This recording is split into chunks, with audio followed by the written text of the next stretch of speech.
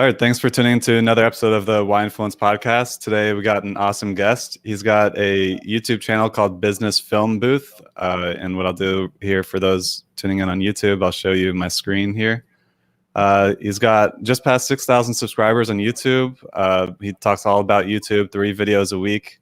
You can see here he's getting, a couple hundred views, as a minimum per video, with several hitting into the couple thousands. And got 800,000 views total here on YouTube. You also have another channel called the Ed Underdog, and that one is your sort of personal channel here.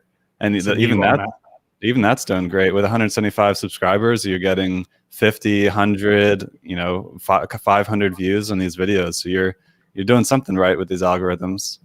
So you've got almost 5,000 more views. Interesting.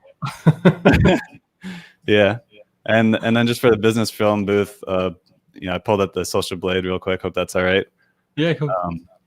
Looks like you're getting somewhere between 20 and 50 new subscribers every day, and you're getting around 2,500 to 6,000 views per day. So that's pretty amazing. Nice job. Yeah, you can see on that graph where we changed our strategy recently. yeah, you can definitely see the big spike here that happened. It worked. Yeah, nice. We'll have to talk a little bit about that. Cool. Well, first of all, I just want to say thank you for taking the time to come on here, Ed. Yeah, no problem. My pleasure. Sure. So, I'm sure I didn't say it super clearly. So do you mind just in your words sharing, what your brand is about? Yeah, sure. So I have a video production company in the UK, which I have with my business partner, Dave, and we make business videos. We've done about 12,000 now in the last 6 years for pretty much every platform going, websites, email marketing, YouTube, social media, you name it. And then 2 years ago, we decided to start a YouTube channel to just teach people how to make videos and also to grow their own YouTube channel, because we believed that was kind of the best home for video and really was going to be the future as well, and the place where we could grow a bigger following that valued us the most. So that's what we spend a lot of the time doing. I don't do as much client work anymore. I'm really more of a marketing role, and I'm pretty much just full-time on our YouTube channel. And Dave does a lot of the work with the team, filming and editing and so on. And then I also have a little side business, which was part of that other YouTube channel, which is just called The Underdog Collective. And it was a project I set up in lockdown. Not quite sure if it was just out of boredom or I had some time spare, and suddenly I started another company. And it just makes easy to use graphics for YouTubers, stuff they sort of drag and drop onto their videos, and don't need like fancy editing software to use. That makes it look a bit cooler and helps them get more subscribers and engagement and so on. And then I also do a little bit of work, help managing influencers and presenting and production for other YouTube channels. So a bit of a mixed bag. Yeah, that's awesome. So definitely, take a moment to go to the Business Film Booth on YouTube and go subscribe there, as well as you can find Ed Lawrence on LinkedIn just by searching his name and connecting with him there. Those are great platforms. And also Ed has, he does services in the space. So he does animations for YouTubers, like he said, and also does production editing. So if you need any of those services, then Ed can definitely help out with that. And then real quickly, this episode is sponsored by TubeBuddy. So, if you create YouTube content, I know, Ed, you use TubeBuddy as well, is my understanding. I couldn't live without it. Yeah, so it's a great tool. Really couldn't. And we appreciate the sponsorship here on the show. So, before we jump into things here, do you mind sharing just an unintended consequence, like someone that you've impacted in a way that you didn't really expect, or, just any kind of feedback you've gotten from your community as a whole? Yeah, no worries. We get a lot of feedback on a regular basis. It's not necessarily like, this is life-changing, but it's things people have implemented that they've learned from our content, which then go on to have, a positive experience. But it would be wrong of me to claim I've changed anyone's life quite yet. Although I do a lot of work with my girlfriend, and that's been quite impactful with her own business. She's a yoga influencer. So the last 6 months we've 400% increased her yoga revenue. So maybe that's quite impactful. Yeah. And I know we talked about, we still need to get her lined up to come on here. Yeah, I think she's got a great story. Nice. All right. So let's jump into some advice here before we jump into your story. So let's say you meet a new aspiring YouTuber, so someone that just started a channel, or maybe they haven't even started yet, but they're getting ready to start. Like, what would be some of the biggest advice that you would give this person? So for someone starting YouTube new, Yeah. well, it's often the pressure's always on to get views and grow, and it often means people don't focus on the right things. So I'd say focus on making videos that are engaging rather than trying to grow a YouTube channel to start off with. So I was quite lucky in that I'd been making videos for a while before I started a YouTube channel, which gave us a head start. You know, they say that it takes like 1,000 videos for some people to get like monetized and so on, or 150 is the average. I can't remember the number, but you need a lot of content, and it's not necessarily that you need it to rank and get lots of views. You just need to learn what works and to find your niche. So I put all my effort into making videos that are probably short to start off with, to get the art of cutting out nonsense and creating things that have high energy and retention, and then work out how to make longer content using those things you've learned over the long term. And probably to look at it as a 10-year project, not something that's going to have instant success. That's definitely my advice for new people. Yeah. So, know going into it that you're going to need, to have patience. It's going to take, know that you need to be self-motivated with whatever the reason is that you start, to be able to stick with it for 10 years so that you can have the time to create all the content, fail enough to be able to figure out what works and to figure everything out. And I'd also say, if you don't genuinely enjoy making videos, YouTube is probably not the best place, because you kind of have to love making it. If you enjoy graphics and stuff, then maybe Instagram's a better place. But if you don't like being on camera and you can't get used to it, and you don't enjoy editing and filming and writing, it's going to be a slog. So maybe look at like Pinterest. Right. Yeah, I know for me, like, I was definitely not comfortable being on camera when I started. That's why I did a podcast. And even then I re-recorded myself every time I spoke in my first couple episodes. But after iterations, it's gotten me more comfortable, and now here we are live streaming. So it's definitely been self-developing, journey for me to overcome the barriers. But live streaming is like the scariest one. So that sounds like you've made some really good progress there, and it's a similar journey for most people. It's scary. I'm just about getting used to it. I did my first mistake live yesterday when I did an interview. I introduced the guest with the wrong YouTube channel name. I was like, I don't know, jumped into it right out of another meeting, and I was like, man, this is live right now. I'm just messed up.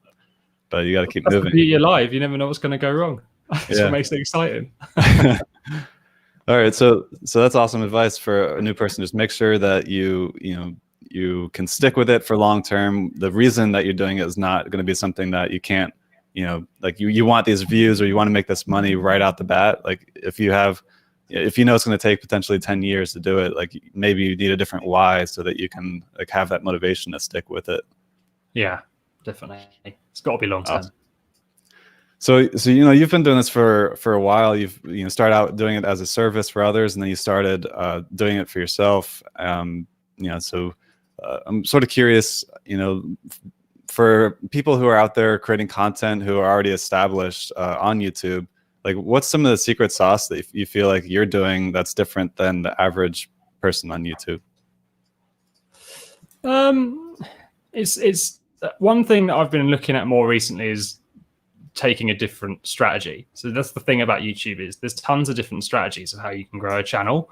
Often people think it's just like going viral, like suggested views or search, but actually there's other ways of getting people to find you. So for example, my other new channel, I'm not really doing anything right on that channel. It has no strategy.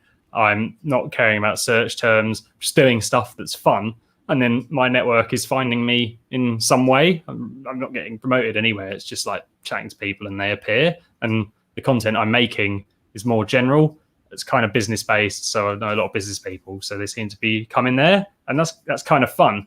Whereas the strategy on my business side, it was more search based, long term, make lots of videos that rank for search terms, and it compounds and builds up. But I've recently started looking more at a sort of browse based strategy. And what that is you get views from the homepage on YouTube, which I wasn't getting many of. And I changed that, the way I named my videos and the thumbnails and the way they were presented and written, to try and get more browse views as well as search. And that kind of worked. So that's sort of our current journey, and it's not necessarily different from anyone else, but it's our own way of doing it. I don't think there's the wrong or right way, but what I would say is I'm always analyzing, looking at the data, looking at traffic sources. So where is the viewers coming from? What's the click-through rate from search compared to suggested, compared to browse views, compared to end screens? And then going, oh, do I want more views from browse? If so, I need to get that click-through rate up, and I need to work on the watch time. Because you tend to find, depending on where the traffic comes from, the content acts differently, and you need to pick a winner. So maybe that's something I'm doing different. I don't know. A lot of people probably do that too, but it's certainly not something people think about at the start. Yeah. So your business channel, you're optimizing for search and longevity of the content, just so it can be like a compounding rate. And you're looking at the analytics, optimizing the thumbnails and the SEO so that it can have that longevity to give even better compounding rate. And so, do you go back and how did you just like do a wave of work and you go back and optimize a bunch, or are you like constantly like monitoring and then tweaking and changing things? So about a year ago, I went through all of videos that were sort of over 6 months old that had higher than 50% watch time and low click-through rates. So if you get a high click-through rate and a low watch time, means the content's not great, maybe the title is. But I had the other problem where people, when they found the content, were watching for a lot longer. So if I managed to change the title and the thumbnails, I should therefore get more views come in because I can trust that content works. So I just made a massive spreadsheet of all the videos we had that were performing well when people hit play, but not getting found, and then changed all the titles and the thumbnails. And not all of them, started to rank and get views, but a good amount did.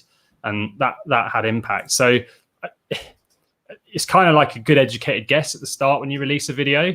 But I by no means let it die. 6 months later, I go back and I look at everything, and I look at if, how they were either successful or not successful and how to sort of bring them back to life. And sometimes they don't, but you only need a few to do very well to start growing the channel. So it's constant evaluation, but in sort of 6 month chunks as well, where I go a bit deeper. Yeah, that makes sense. It's a good approach because you're focusing on the high watch time videos, so you're not wasting your time on the stuff that isn't going to work, and then you're be able to optimize that. I mean, technically, you could change the thumbnail and title, and it would help give better watch time because maybe the title would be more true to the content. But it's not that I tend to turn around and do clickbait. So I just leave them and go, never mind. Someone got enjoyment out of them somewhere. No, that's great advice. Yeah. So is that part of your strategy now ongoing? Is that maybe like in chunks every 6 months you look back 6 months older and sort of look at things?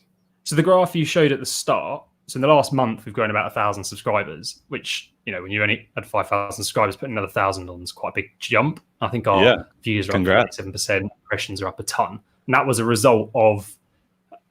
I'm happy with our search strategy. We have a 10-year plan. I have a spreadsheet that tells me each month what number we need to be on to hit 500,000 in 10 years, which means I can react if it looks like we're falling behind and so on. But we're about 2 years ahead now. But I was kind of like, it was working, but it's so slow. And you release new videos and it's not like your subscribers flood to them. But 6 months later, you'll look and you'll be like, oh, this is working and it's in search. So it's kind of always bringing in new people 6 months down the line. So I wanted to change that to try and bring in people faster and maybe people who are a bit more engaged rather than just finding us through search for a topic that they come to our channel. They might be looking for editing and discover that. But then, we release YouTube videos. It's not quite as relevant. So the subscribers don't view as much. So I just worked on, I thought what's appealing to people when they're on the homepage when you come on. And it's not a thumbnail that says how to grow a YouTube channel, because they look at it and it's like, oh, well, I know what that video is about and I don't care about how to grow a YouTube channel. Whereas someone who might find that in search would click on it because that's exactly what they've searched. So we were getting really high click-through rates in search, but everything else sucked. So I just changed it and mixed it around a bit. So instead of saying, how to grow a YouTube channel, it would be like, this is why your YouTube channel won't grow, or, 5 reasons you won't grow sort of thing. Yeah. So the thumbnail that was kind of like intriguing, and then the title that was more search based with the idea that it should work for both. But I also then, because of that, maybe the thumbnail had slightly a negative connotation, rewrite the way I do the video as well, because I don't want it to be like a negative experience. It still needs to be positive. So I changed my entire writing style. Also changed the editing style. I did way more cuts to try and keep the energy up. I spent a lot more time on the edit. And then I've also started doing videos in like batch of 3s. So as before, I might cover one topic in one video, splitting it up into 3. Almost like you could watch any video and then it would link to the next. You don't have to watch them in order. So they're all getting together. So people are finding one video on their on their homepage. It's super interesting to them. They click on it. Oh, here's another one, and they move around. So that's what I started doing 5 weeks ago, and worked straight away. I'm pretty happy with that. Yeah, that's amazing. Yeah, we saw that on the analytics. One of the things that you always knew to do, but I was kind of happy with our results, and I just thought, let's just try something different for a little bit and see how it works. Yeah. The only downside of that is these videos might not actually rank in search. They might do well at the start and then fizzle out. So you kind of have got to have a healthy mix, I think, really. Yeah, but even if that's the case, it sounds like your strategy of looking at the 6-month-old videos, you'll be going back and eventually tweaking the ones that perform well, so that does give that longevity to those. So even if they don't necessarily do great longevity out of the gate, but they do great right off the bat, like you'll be like, hitting it right at the beginning and then tweaking it later for the optimize. That's interesting. Yeah. Well, you might notice there's actually some people sort of in my niche whose channels have blown up, and there might be one video. Catherine Manning did one about how much, I think it was about how much she earned with 1,000 subscribers, and this video went crazy. She's changed the title a few times now. So she blew up with a title that's great for sort of browse, and you look at it now and it's almost more beneficial for search. So it's kind of like, the initial hit might be over. I can't remember if it was that video in particular, but I did note it because I was tracking it like, wow, this girl's channel's growing up like crazy. And then, she started changing the titles much later down the line, which I thought was quite interesting. And there's no harm in doing that. At the end of the day, if they're not getting views, well, they're not going to get, you can't get less than none, can you? Yeah, that's amazing. Well, thanks for the info. For the listeners here, just as a reminder, Business Film Booth on YouTube, Business Film Booth. So if you want to go check that out, you'll be able to see how Ed's been treating his channel more recently and get some ideas from that. And of course, his content's great, so definitely subscribe while you're there.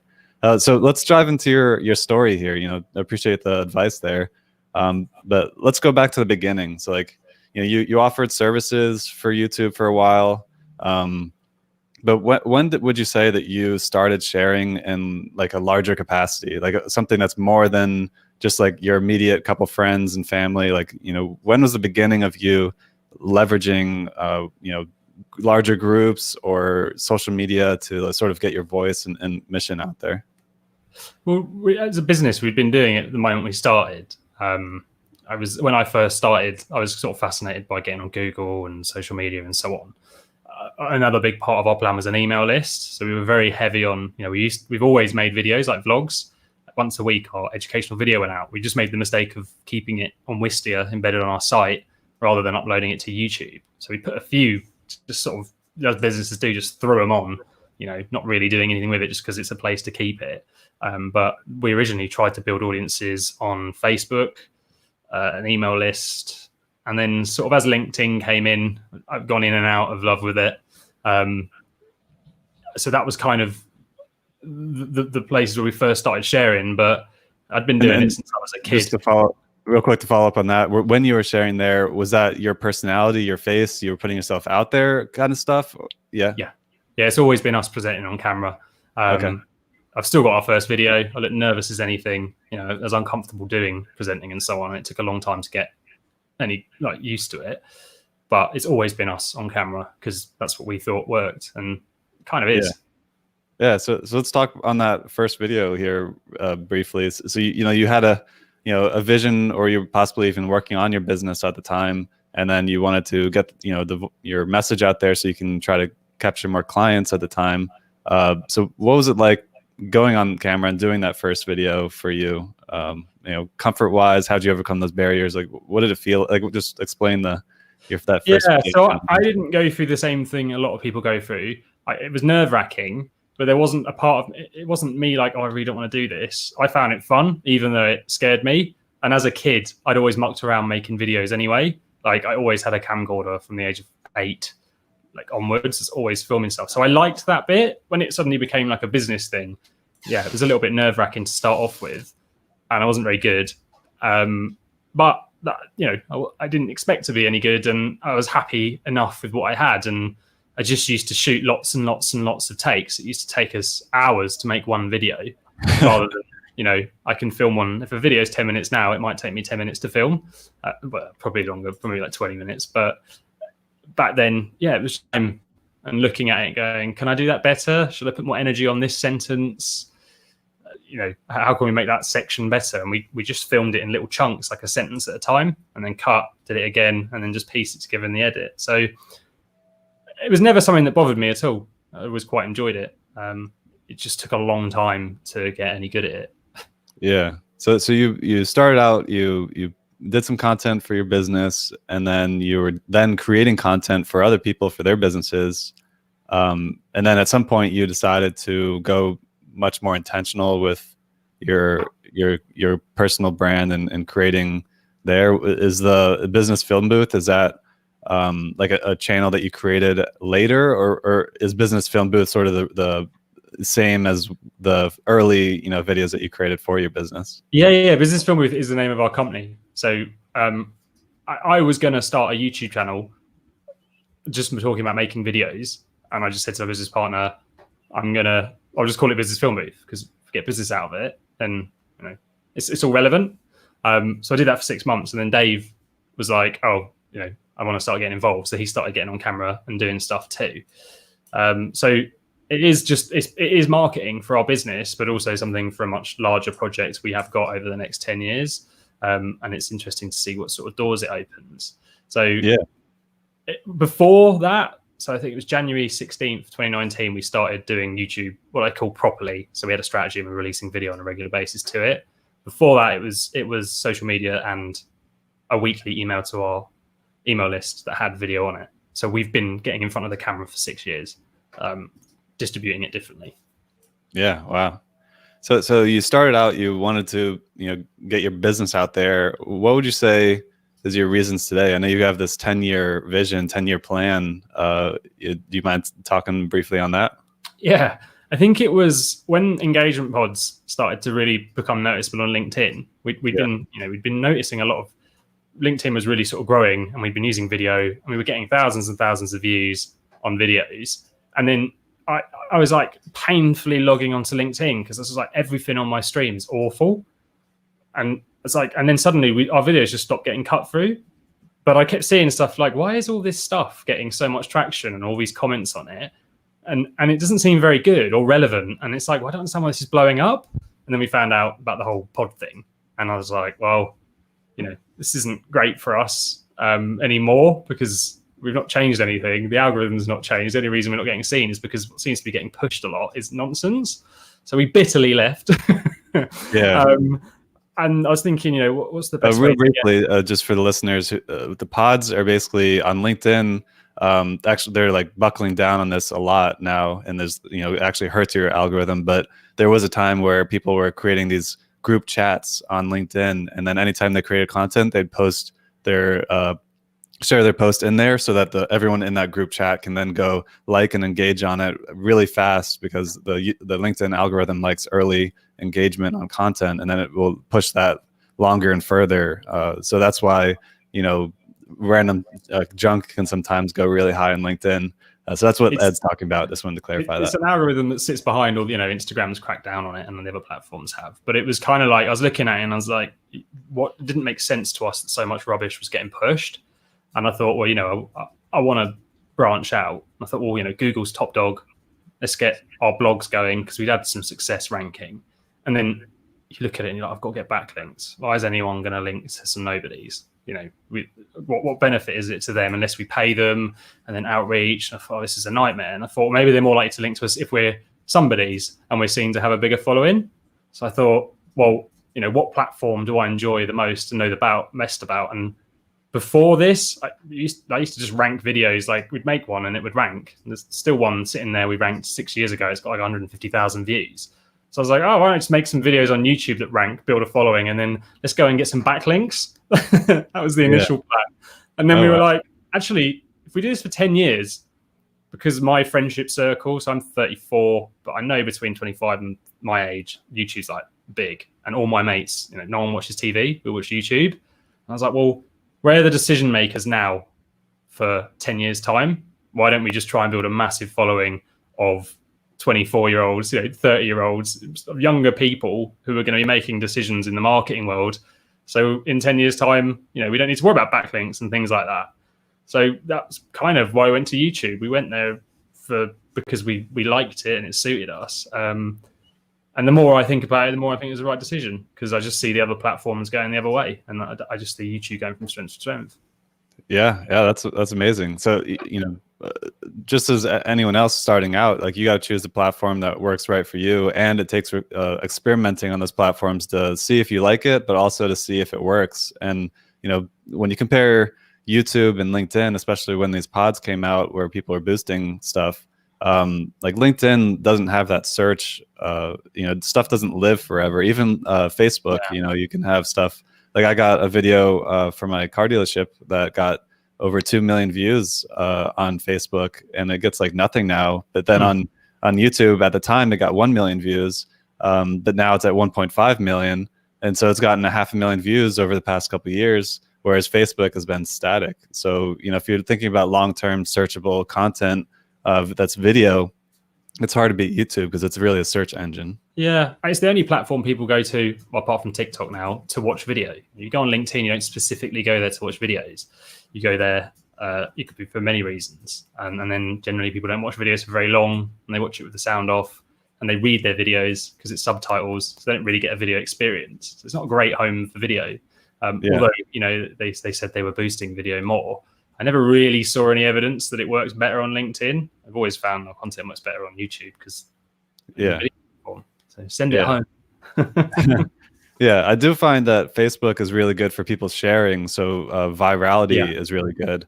So it just depends on what works for you. And it's clear that YouTube's working for Ed here. So and you got a 10-year plan, which is awesome. I can't wait to do an update interview as your journey evolves. We're at the end of year 2 in 16th of January. So 8 years left after that. Yeah, that's impressive. 2 years and you're already at past 6 subscribers.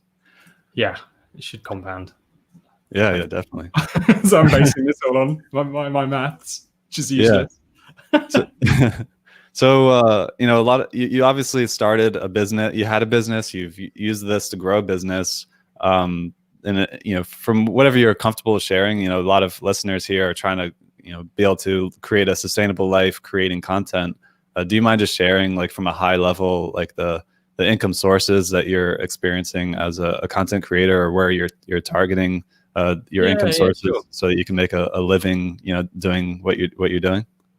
So the production company, which is the main income source. So I said to our business partner that we've got to expect we're not going to get much business from this for 3 years.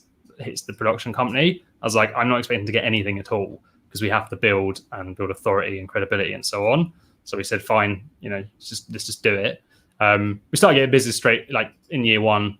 And then this year, it pretty much saved our entire business because as a production company, we're filming.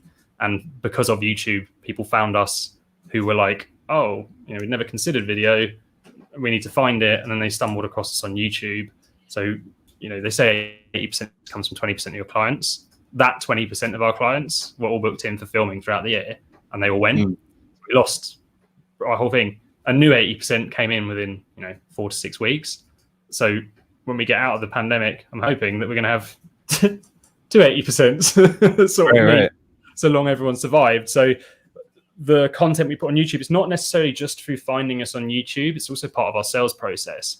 So if someone inquires, I can send them to a bank of content I can trust on. I can playlist it. I can send them to individual videos, and it's really good at helping to convert leads. So that's that side of things. on my own personal side of things, I mentioned at the start, I started this little side business basically just for a bit of fun and to document what it's like starting a business that you try and grow on YouTube. I think that I made a video about it. It did I think it was £900 passive. I'm using quotation fingers if you can't see that, because the whole video I made about it basically worked out. It cost me £15,000 in my own time to produce this passive income. Long term, it should work. So we're sort of adding things to it as we grow. We've got an editing service now, which we can do, all around the world. But when you're a production company in the UK, you've got to look further down the line at how we're going to turn this following into income. So at some point there will be courses and there's consultancy, strategy, and all these different things that come in. But I'd say, I think it should be next year or the year after is when I'd predicted it should start to get interesting. But it worked faster than I expected, actually, which was pretty cool. Yeah, that's amazing. Congrats on just how things have been picking up for you. Yeah, it's been the last December's one are usually a quiet month. And I say we're slammed. My business partner's slammed because he's doing all the work. I'm just making YouTube videos. It's been a really interesting end to the year. I think back in March, we kind of thought, oh, that's us gone, along with a lot of people in production. But I think we've just about come out better off than the previous year, which is frustrating because we looked like we were going to grow a lot this year, but can't complain. Yeah. And thanks for sharing that, by the way. No worries. There's one thing I wanted to specifically ask in that's you recently spoke at VidFest, and you were sharing some of the monetization strategies you're using, and one thing that you've recently shared, I can't remember if it was there or somewhere else where I heard you say it, that when you you had a Fiverr account where you're offering services, and when you apply for gigs, you would include a video from your YouTube channel. Upwork. That credibility. Do you mind talking on that? Yeah, it was just a little, again, it was kind of pandemic based because we were like, okay, where are we going to get business from? I was like, well, let's just check out Upwork, which I'd picked up a client on years ago. And I just started, I didn't really want to be chasing anything because, you don't want to just go and do little editing jobs that pay you 20 quid and they're not really going to value. And Upwork's pretty amazing because there's actually some really credible people on there, really credible people with huge businesses searching for people. So I just started applying to things that seemed fun or interesting, or thought maybe this sounds like a good business to sort of start a relationship with. And because I've used that to look for freelancers, I know you get bombarded with messages when you put out an ad. So I thought, well, this person's put out an ad, they're going to get bombarded. Just keep it short and sweet. So I'd just send a message like, hi, this looks really interesting. Here's 3 videos I've made on this topic. If you want to talk to me further, just get in touch. And that was it. Just left it at that. And then they watched the videos and the response was really, really positive. And in the talk, I showed the Upwork give you a graph of how much you get hired versus, how much you've been interviewed and stuff. And yeah, it shows that basically I got hired way more than average. I applied to way less jobs. But the videos were always the thing people referenced as oh, this is great. You clearly know what you're doing. You've got this portfolio here. There's loads. And then that was it. And they also, it was more of a chatty, familiar relationship rather than a businessy one, because when they watch a lot of videos and you're being playful and yourself, they bond with you. So that's something people should consider with their content, no matter what platform it's on, is actually being proactive with shoving it in front of people's faces rather than just letting people discover it, because that's a lot of the time where the most impact is, especially for people with smaller followings. Awesome. Yeah, that's such a cool approach, and it's nice to see that the analytics behind that to sort of show that it's actually a good method to use, because most people, if you've ever posted a job on Upwork or a site like that, that you get bombarded from applicants and it becomes overwhelming very quickly. So having anything that distinguishes you from someone else and quickly adds credibility is a huge advantage. And I think, doing the method that you did was a great approach for that. It's good as well, because it was like a lazy method. I didn't have to write much. I guess I'd done all the work in the video. Nice. Well, we're running a little bit low on time here. So I'm curious, before I open the floor for to have you share where you want people to engage with you, knowing that we've got a lot of listeners who are starting their platforms and they're new and starting to get into the space, as well as listeners who have hundreds of thousands or even millions of followers or subscribers, already. Do you have any last words for the listeners here today that you'd like to share? Yeah, I think you need to have think about the reason you're doing for it and look at the long term of what you want to come out of this. I think if you are thinking short term, you're just going to set yourself up to fail. Even if your long term vision's wildly off, we've got this plan to hit 500,000 in 10 years. Does it? If we get to 100,000, am I going to be upset? No. If it transforms our business, if it gets us new gigs, it's kind of like that journey along the way is the bit I'm excited about. I don't really care so much about the number. It was just nice to put it as like a challenge. And if I look back over the last 2 years, the things that have happened as the result of putting out content, ended up writing for articles, ending up on podcasts, giving talks with new clients I would never have had before. That's kind of what you want.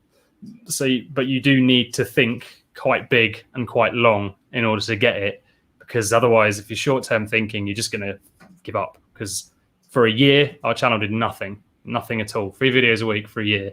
And what do I get out of it? It's like 0. Year 2 starts to get better and so on. And you just have to look at it as something that is going to compound and go from, I think on my chart, it says in year 8, we should be at 100,000 subscribers. In year 10, 500,000. So that's when you grow in the final 2 years. The first 8 are really slow, which is pain. So think long. Yeah, and expecting that getting into it, or if you're part of your journey and not getting frustrated because it's taking too long, it's always good to have a reminder of that, because it does take time to get that traction going. Yeah, and at the end of the day, it's not really the numbers that matter; it's everything else that happens around it. Exactly. But having a number to aim to is really good to keep pushing you forward. Just don't expect to go viral. Yeah, very cool. Well, definitely suggest connecting with Ed on LinkedIn or following his profile. It's Ed Lawrence. And then, go check out his YouTube channel, Business Film Booth, on YouTube, as well as Ed Underdog. It's ed.underdog on YouTube for his personal account. But, where else do you want people to engage with you, or are those the places? No, those are the places, really. Everything links back off from there. It's mainly, we have an Instagram account on. It's not really something I'm that interested in. We just, have a presence there, and I don't care if it ever grows, but it's just another nice place to put our content. And if people find us that way, fine, we can drive them somewhere else. So yeah, YouTube's a good place to start. Awesome. Well, Ed, I definitely appreciate you taking the time to come on here and share your journey. I look forward to having an opportunity to have you on again sometime in the future as your journey evolves, because this is a 10-year vision for you, and you're you're in the early parts of that journey, and I'd love to just sort of have an interview every once in a while to document the process and like what you're learning. And we do every 6 months I do an update on the previous 6 months, so the 4th one's come in. But watching it back is really interesting, because I set goals and I'm like, this is where we want to be, and this is the things we're going to try, and then you see what happens as a result of that. So from going from 0 to 6,000 in January, when I make the 4th one, you're going to have a plan almost of what to expect and the things that worked and things that didn't. So I love the idea that in 10 years time, we've got a playlist of videos that will just teach people everything they need to go to get from A to, to their target, and see what happens. So as soon as you land on our YouTube channel, that video is there waiting. Yeah, so if you liked hearing Ed's journey today, definitely go check out some of those videos he just mentioned about sharing his journey, because he's sharing what he's learning so that you can learn yourself. That's it. Yeah. Well then, thanks for taking the time to tune in today and for listening to our conversation. And if you're interested in growing your community and growing your influence, obviously, listening to our conversations here on the podcast is a great way to do it. And if you want to take it a little more to the next level, we host an event, a meetup. So you can go to our website, whyinfluence.com, and go to the community tab. And we have a meetup where just a bunch of creators get together and brainstorm. And if you're serious about wanting to get into a community of surround yourself by people who can help lift you up, then I definitely invite you to join there. And of course, Ed, you've been there before, and you're always invited to that. But yeah, I just wanted to shout out the community real quick for the listeners here. And Ed, thanks so much again for coming on the show. And make sure to go subscribe to his YouTube channel and check out what he's doing, because it's working, and he's got a vision, and he's experimenting, and you get to see all that like happening right in front of you. Brilliant. Thanks for having me, Jimmy. Yeah, sure.